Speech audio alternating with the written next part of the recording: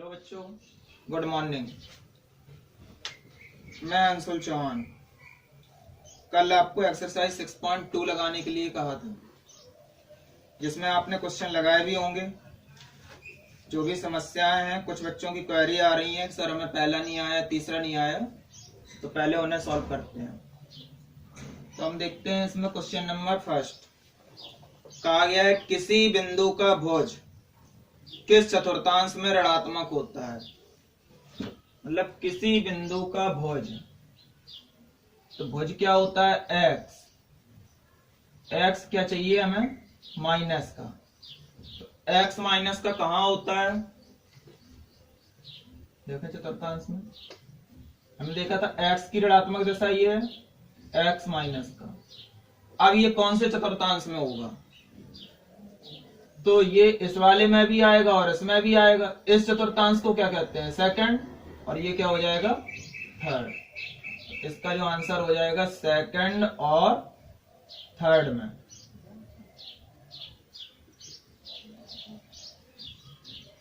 ठीक है। कहा गया था कि किसी बिंदु का भुज मतलब एक्स का मान किस चतुर्थांश में ऋणात्मक होगा। तो हम देख सकते हैं एक्स माइनस का यहाँ पे ये सेकंड में आ रहा है और थर्ड में आ रहा है, तो सेकंड और थर्ड में ये दोनों क्या होंगे? ऋणात्मक होगा। अगला क्वेश्चन है वह बिंदु जिसके दोनों निर्देशांक धनात्मक हैं किस चतुर्थांश में होगा। ये तो शायद सभी से बन गया होगा। वह बिंदु जिसका x का मान भी प्लस का चाहिए और y का मान भी प्लस का। x प्लस का कहाँ होता है? इस साइड, मतलब यहाँ। y प्लस का कहाँ होता है? इस साइड। तो इन दोनों के बीच में कौन सा चतुर्थांश आएगा? फर्स्ट। इसका जो आंसर हो जाएगा फर्स्ट में।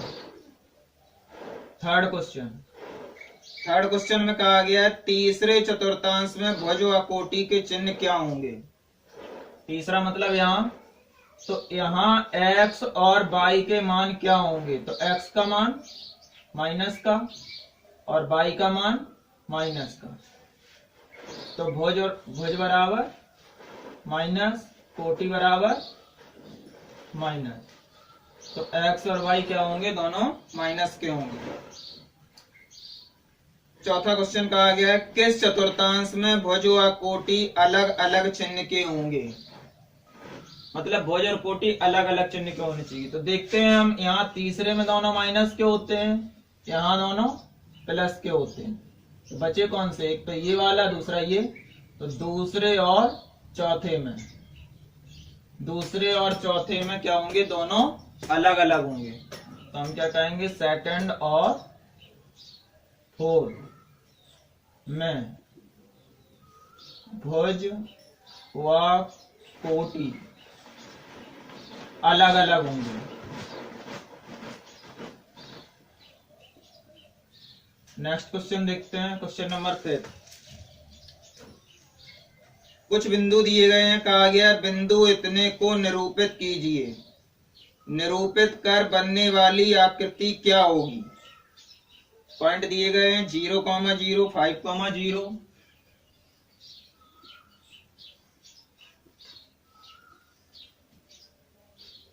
5, 3, 0, 3, 3। ये चारों पॉइंट दिए गए। तो पहले हमें इन्हें निरूपित करना है। चलो, निरूपित करने के लिए क्या करते थे, हमने बताया था x का मान 0, y का मान 0। मतलब ये बिंदु कहाँ होगा? मूल बिंदु पर। तो यहाँ आ जाएगा 0, 0। फिर यहाँ देखेंगे x का मान 5 और y का मान 0। x का मान 5 प्लस का है, उस साइड जाएगा। 1, 2, 3, 4, 5। कुछ एक्स्ट्रा बना लेते हैं, यहाँ आ जाएगा। y का मान 0, मतलब ऊपर हमें चलना ही नहीं है, तो यहीं आ जाएगा हमारा 5, 0। तीसरा पॉइंट है 5, 3। मतलब x का मान 5 और y का मान 3। x का मान 5, मतलब x अक्ष पे चलना है, तो 1, 2, 3, 4, 5 यहाँ आ जाएगा। y का मान 3 ऊपर की तरफ, तो 1 2 3 यहाँ आ जाएगा। तो हम देखेंगे वो यहाँ आया था और ये वाला यहाँ आया, तो हम इसे मिलाएंगे तो यहाँ हमारा आ जाएगा 5,3। फिर कहा गया है 0,3 मतलब x का मान 0, x का मान 0 यहाँ होगा, y का मान 3, तो कहाँ चलेंगे ऊपर की तरफ 1 2 3, तो यहाँ आ जाएगा 0,3। तो पहले कहा गया है इन बिंदुओं को निरूपित कर, तो हमने निरूपित कर दिया। बनी हुई आकृति का नाम बताइए। तो तुम देख सकते हो ये आकृति क्या बन रही है, यहाँ दूरी 3 है और यहाँ दूरी 5 है, ये भी 5 होगी, ये 3 है तो ये भी 3 होगी। जब आमने सामने की भुजाएं बराबर हो तो ये क्या बन जाएगा, आयत। तो बनी आकृति आयत होगी।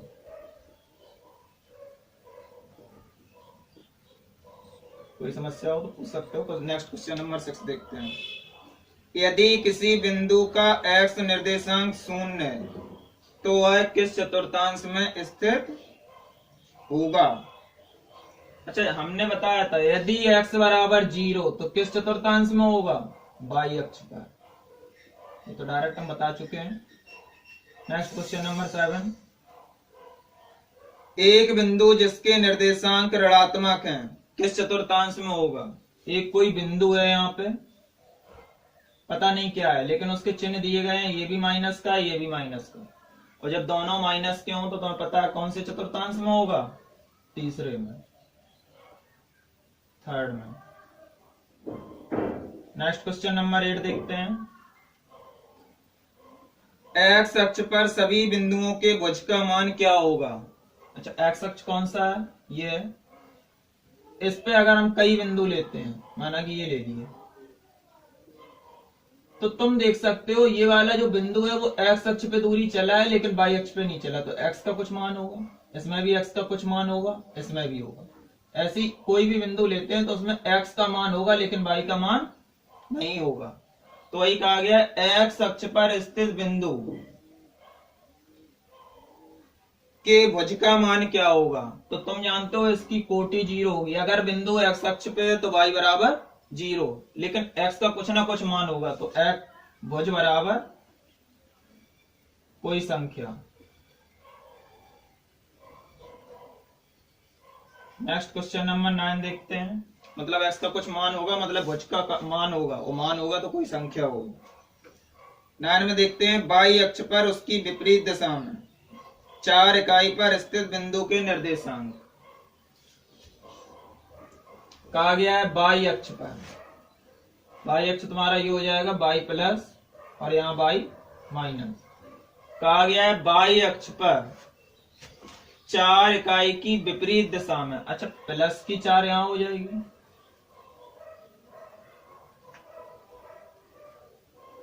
तो अब वो कह रहा है इसकी विपरीत दिशा में। अब इसकी विपरीत यहाँ होगी, उल्टी दिशा, तो 1 2 3 4 यहाँ आ जाएगा और यहाँ क्या होगा, माइनस का 4। तो कह रहा है 4 इकाई की विपरीत दिशा में स्थित बिंदु के निर्देशांक। तो इस बिंदु के निर्देशांक क्या होंगे, ये एक्स अक्ष पे कितना चला, कुछ नहीं, 0, और वाई अक्ष पे माइनस का 4। तो विपरीत दिशा में स्थित बिंदु के निर्देशांक 0, -4। अगर वो कहता 4 इकाई पर स्थित बिंदु के निर्देशांक, तो 4 इकाई पर क्या हो जाते, 0, 4। लेकिन वो कह रहा है विपरीत दिशा में, तो विपरीत दिशा में क्या होंगे, 0, -4 आपका आंसर होगा। तो ये क्वेश्चन हमने लगाने के लिए दिए थे, अपने आंसर मैच कर लेना, फिर भी कोई समस्या हो तो पूछ लेना। हाँ, एक क्वेश्चन पिछली एक्सरसाइज का भी रह गया था, देखते हैं। क्वेश्चन नंबर 5 था। कहा गया है बिंदु 4, -2 को निरूपित कर Q के निर्देशांक ज्ञात कीजिए।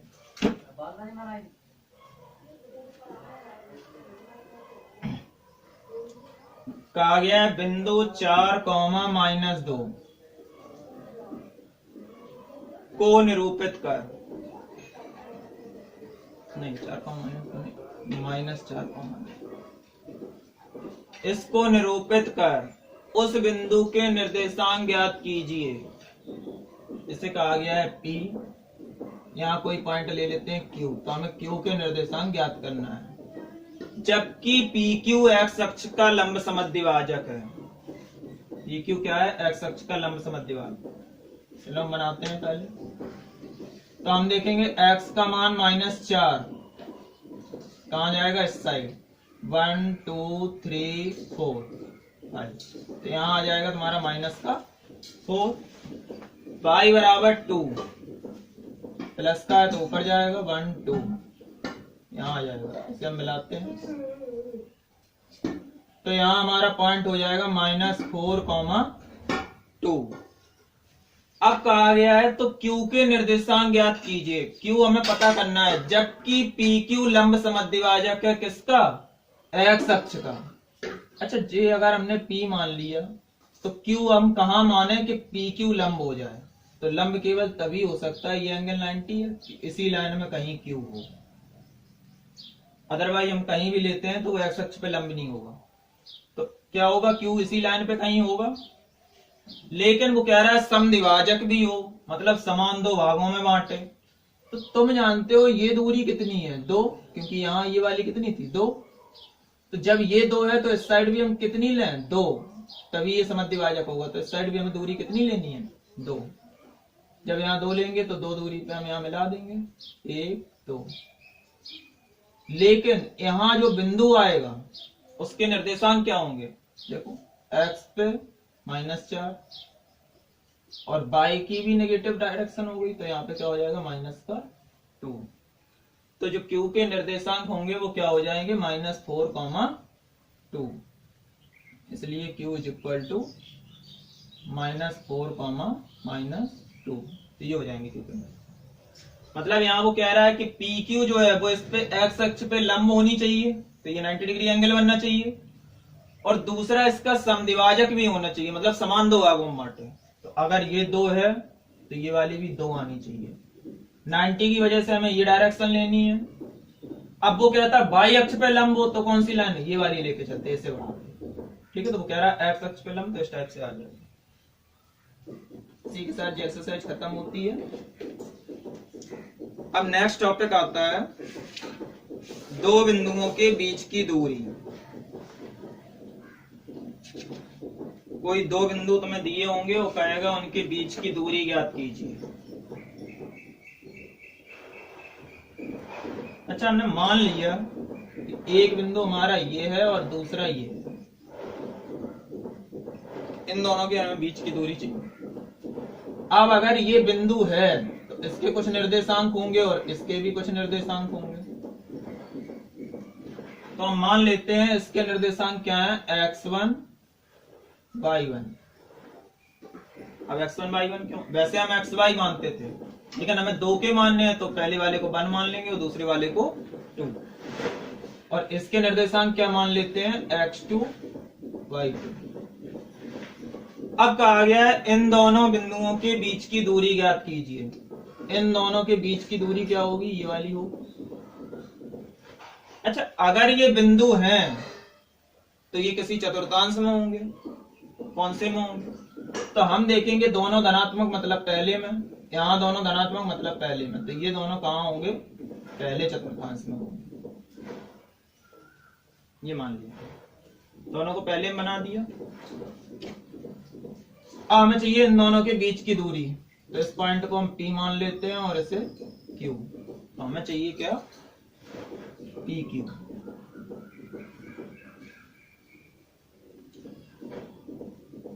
तो हम देखेंगे अगर इस बिंदु के निर्देशांक x2, y2 हैं तो ये बिंदु x अक्ष पे कितनी दूरी चला होगा? यहां से यहां तक।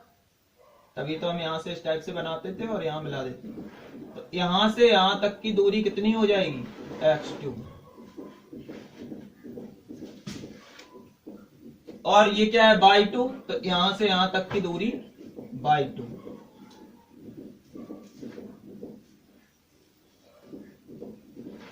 ऐसे ही अगर हम इस बिंदु की बात करें तो ये बिंदु x अक्ष पे कितनी दूरी चला होगा? यहां से यहां तक x1 और y अक्ष पे कितनी चला होगा,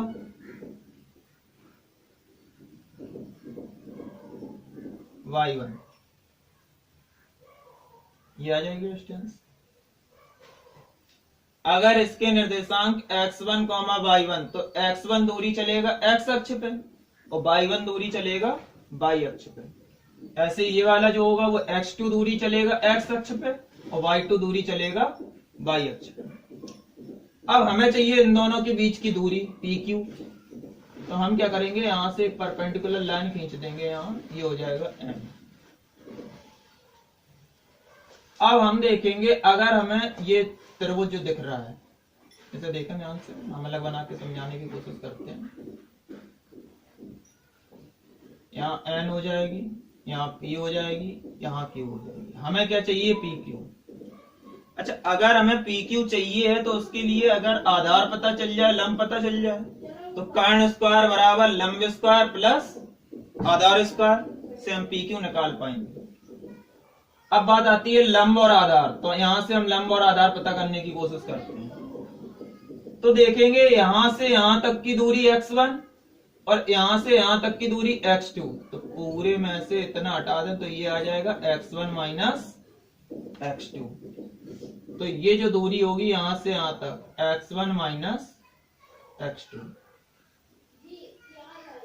अच्छा, जब ये वाली x1 माइनस x2 तो इसके सामने की ये वाली भी x1 माइनस x2 हो जाएगी, x1 माइनस x2। इसे हम मान लेंगे x1 माइनस x2।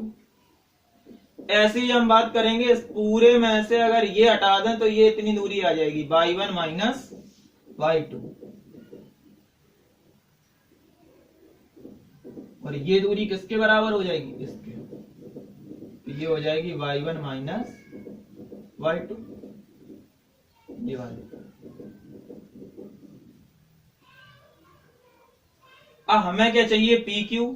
हम यहाँ पे लगा सकते हैं कर्ण स्क्वायर बराबर, तो हम कहेंगे त्रिभुज PNQ में, PNQ में कर्ण स्क्वायर बराबर लंब स्क्वायर प्लस आधार स्क्वायर।